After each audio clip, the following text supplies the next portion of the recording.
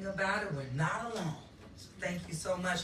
Thank you so much for being here this evening. Just wanted to give you an overview based on Hurricane Zeta. Now, you know that we definitely made it through after 6 near misses.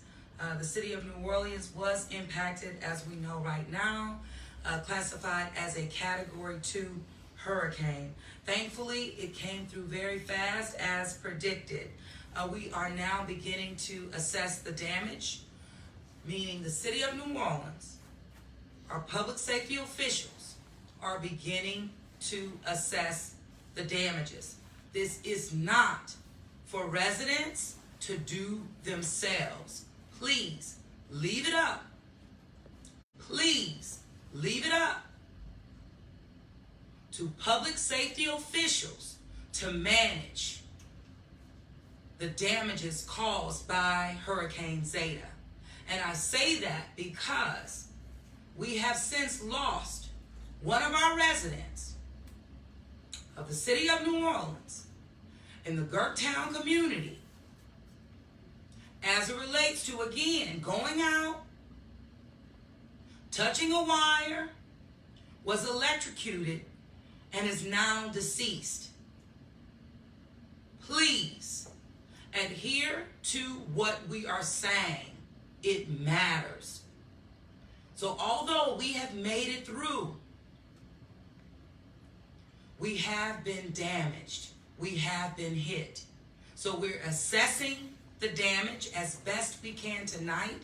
And of course, in the morning, we will not stop.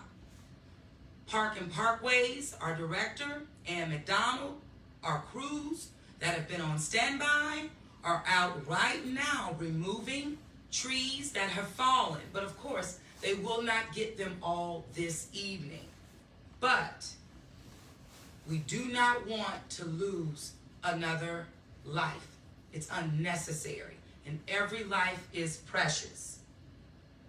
The New Orleans Fire Department also responded, and I mentioned this earlier, to a partial roof collapse. One individual was transported to the hospital, minor injuries, thankfully, as it relates to that.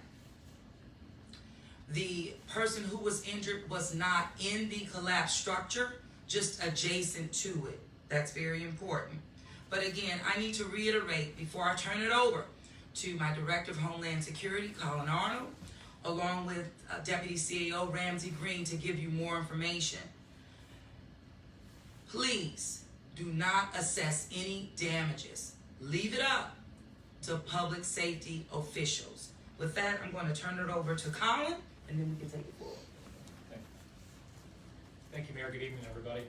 So we're activated in the Emergency Operations Center. We've been in constant contact with the Weather Service. Obviously, Zeta made landfall, Cocodrie, as a high Category 2. As you know, they'll go back and evaluate their decisions. We were within a mile per hour of being a Category 3, so we'll see where they come out with that.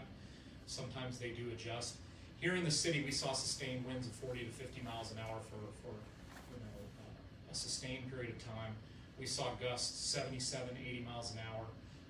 Certainly, hurricane force winds, tropical storm force sustained winds. Clearly, there's damage out there, and clearly we have power outages. 167,000 in Orleans right now is what we were looking at just before we walked up here. Speaking with Energy, who is embedded in our EOC, they're going to send scouts out now. They're going to start looking at this, but night kind of covers a lot of things. As the mayor said, a lot of this will be brought out tomorrow morning. As the sun comes up, we'll really start in earnest. They'll be able to start working on a lot of these power issues. With that in mind, we're working with our health department to support, we're tracking about 20 people right now that we believe not in immediate danger, but if power outages continue through the morning, we're going to have to address them. We've been in contact with them. Many of them said we're fine, but we're going to still keep after them, make sure that if we do need to potentially give them an area where there is power, stable power, we're going to do that. If you know of someone that does need that type of assistance, please call 311. Speaking of 311 and 911, our Orleans Paris Communications District, I just talked with Tyrell a moment ago. Just within these last 4 or 5 hours, they've handled over 2,000 calls into the 911 center. The majority of those were 911 calls. It has leveled off.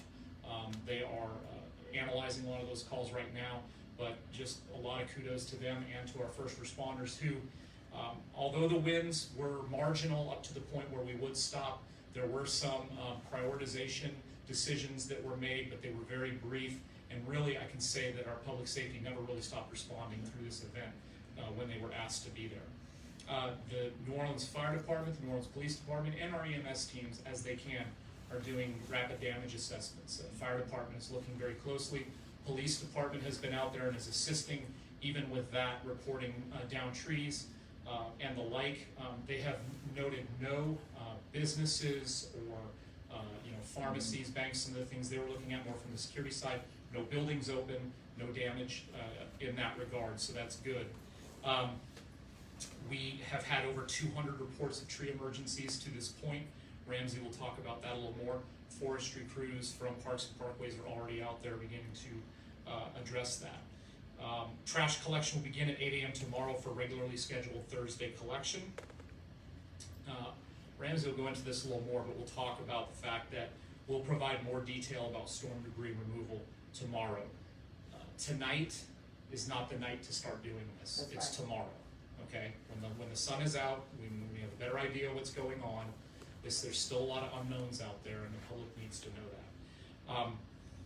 We'll also provide tomorrow through NOLA Ready and through other means additional information and resources if you experience damage to your home. And I would like to just say at the end here, we had about 2.5, maybe a little more inches of rain as an average around the city.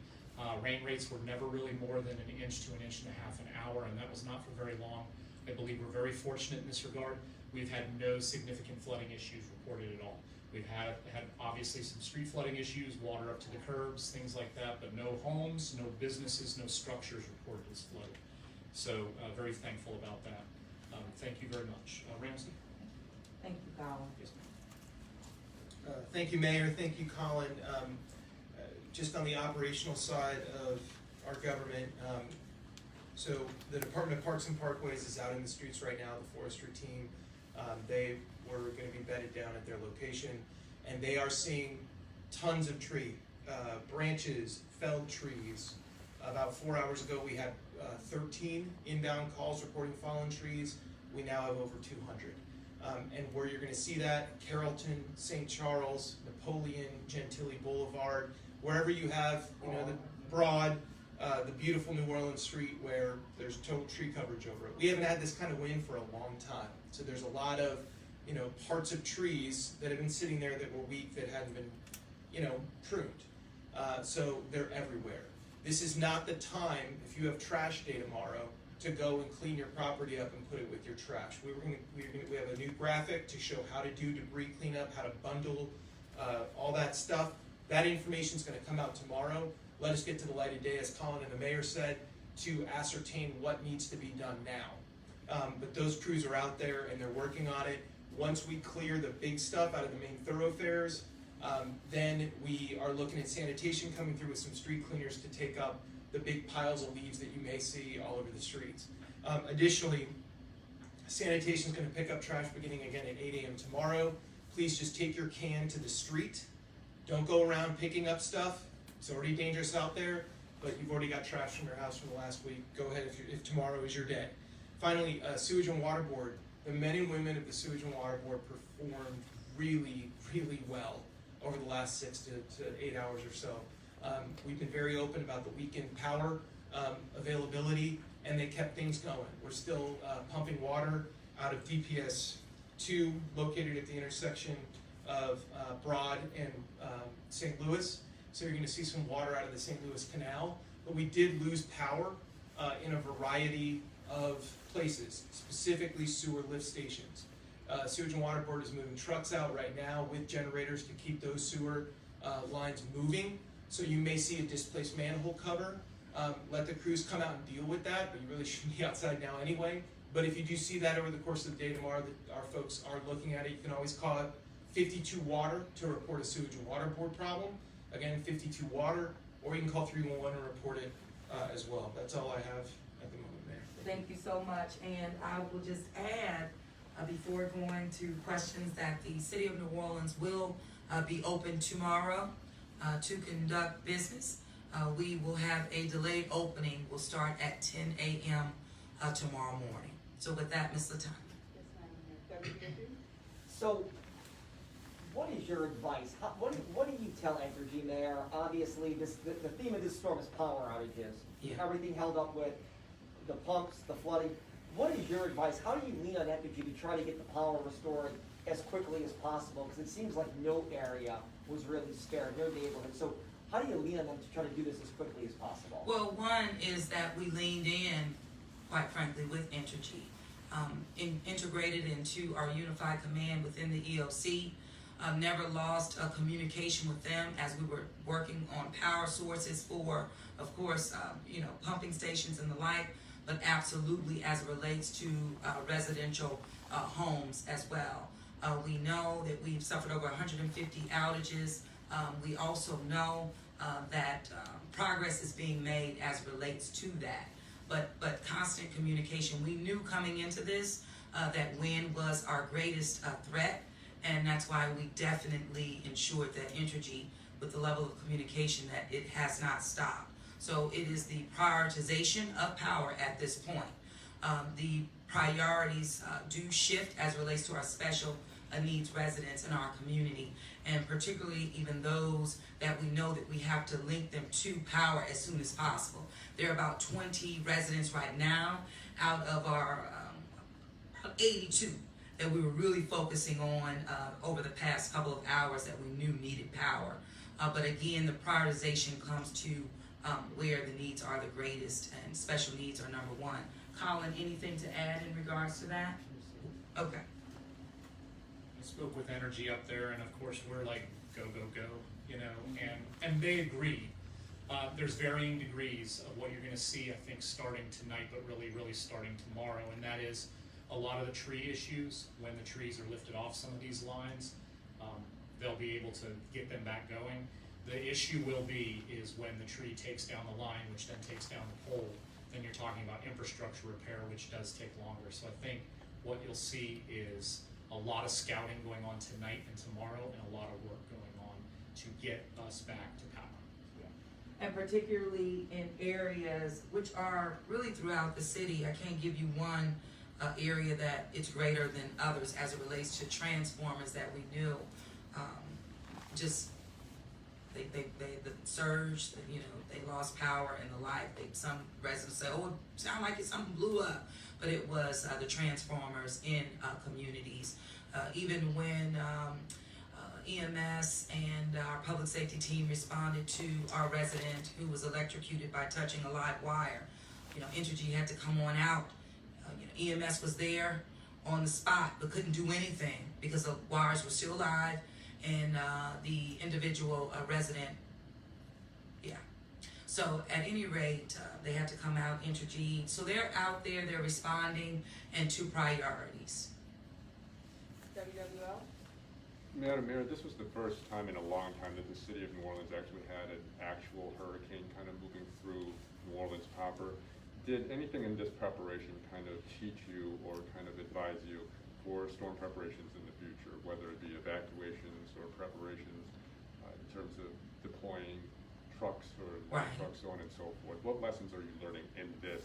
Because we didn't have a whole lot of time in preparation for this one. No, well, first of all, I appreciate the question. This is something that we definitely have been focusing on, meaning the rate of storms, the frequency, the strength of the storms, not coming so fast, coming so hard, even outside of our preparation plans in terms of hour 60, and the time that it takes to truly evacuate our city. So lessons learned, every storm is different, so there's lessons that we learn from each one of them. This one, I will say, it mirrors others of the past in terms of, again, that frequency that we've always been concerned about. But for me, it is really doubling down and focusing on our evacuation plan moving forward, because the storms have changed. And based on science and data, I expect this to be a trend. I don't expect it to stop. So we have to be prepared for whatever comes our way. And these are things that we've been talking about even this evening as we were riding out Zeta, quite frankly. And if I may follow up, it seemed, And anything you can add as well. this is just as a layperson, it just seemed like the storms, at least in this season, popped up rather quickly, and the shifts and the changes of their dynamics. Did you feel that in terms of, it was hard to predict in this specific season?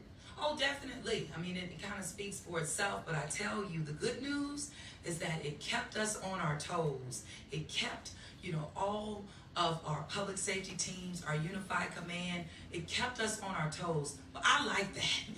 I mean, I really do. And then with every challenge and facing it head on, and you get better and better, meaning just what can we do different? Trying to, each time doing something just a little bit different. And it's worked, even as it relates to the Sewage and Water Board and us assessing the existing conditions coming into Hurricane Zeta. The contingency plans that were in place because we anticipated, issues with power.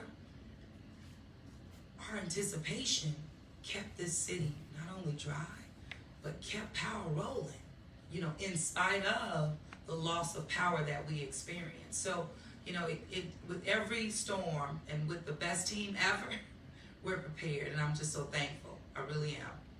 Gives you more gratitude than anything, I tell you. The applicant? Residents are asking, is there any preliminary estimate of when power can be expected to be restored? I know it's still I know. early, I know, I know and that's the right. normal. I know it's when am I getting on? I understand that, but again, we have to prioritize.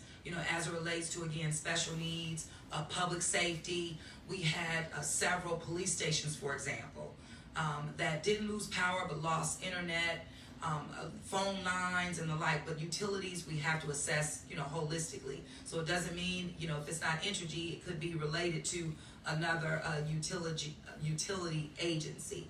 And so working in concert. But I would tell people, please be patient. Please be patient. It could have been worse. Always be reminded of that.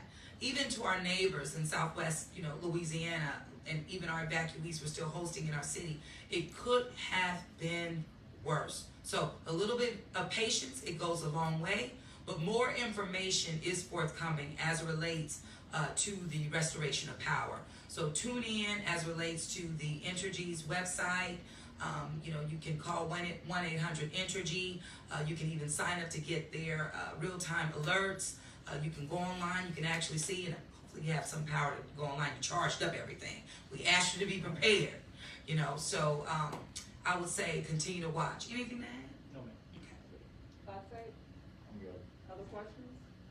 If I can have Mr. Arnold follow up. Absolutely. See, you got them good. I'm just trying to. Can you further explain the power disruption to, I think it was you said the sewer lift system, is that going to affect people's water or? Oh, that's Ramsey. I'm sorry, Ramsey. Is that gonna affect people's water pressure, or should we expect any alerts I'm gonna about flip my water mask quality? over for you, Tom, for this sorry. question. We don't know right now. I mean, what we have is we know that power's limited. We know that they're deploying generators on the back of trucks. If you have ever seen in your neighborhood, we have a ton of construction going on. We'll have to move shut certain lines down via very aging valves, and you will see a very loud yellow vehicle parked at an intersection that's pumping your sewerage. That stuff's going to be happening throughout the next 24 hours. We'll know more tomorrow. We have our what we call PDA, preliminary damage assessment teams, for all of our city infrastructure are going out tomorrow early morning. Right now, kind of our focus is power and trees because, as Colin said, they're so interrelated. Let's focus on those. You'll get some more information on that. What you may see is displaced manhole covers. And again, if you see something happening in your house with delayed water, lower water pressure, whatever, call 52 Water and report it. But yeah, that's we're looking for good information from folks as time goes on. And if I can add, one thing our chief of Parks and Parkways, as the mayor mentioned, Ann McDonald said, this is gonna take some time to clear all this debris up. This is gonna take several days. Power aside, there's a ton of vegetation in our streets right now. So just to forewarn our residents, it's gonna take a bit of time to get all this stuff picked up. Thanks, Tom. She said our trees got a haircut today. Yeah. Well, and they're working now. I had a resident send me a photo. First, tell me that a tree was down on Broad Street, I think 1600 North Broad. And then I said, did you call 311? And I made sure I did as well. And then they sent me a photo saying, hey, the heroes have showed up. And I saw a Parking Parkways vehicle and I saw our folks out there. I said, that's it. So, you know, they're working right now, but again, focusing on, you know, prioritization. Triage. No pun Literally. intended. All right, if there is nothing else, thank you so much for just coming out tonight and of course capturing information for the public.